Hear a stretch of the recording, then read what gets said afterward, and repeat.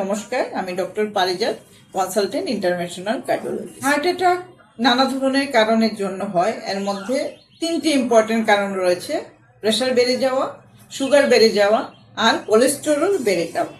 না, প্রেশার আর সুগার নিয়ে আমরা সবাই একটু সচেতন থাকি। প্রায় আমার পেশেন্টরা বলে যে ওরা প্রেশার আর সুগার চেক করছে, কিন্তু কোলেস্টেরল এমন একটা জিনিস যেটা কিন্তু সবাই খুব বেশি এর ব্যাপারে জানে না বা টেস্টও করে না।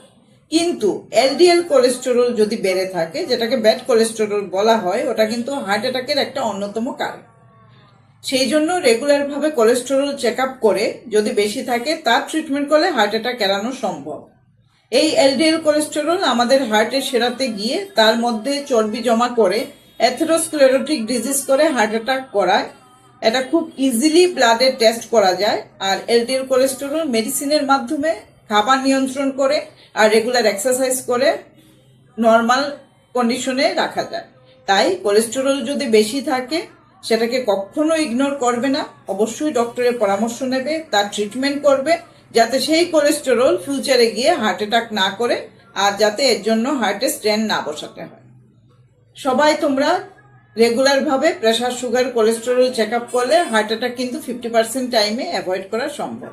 সবাই সুস্থ থাকবে, ভালো থাকবে। নমস্কার।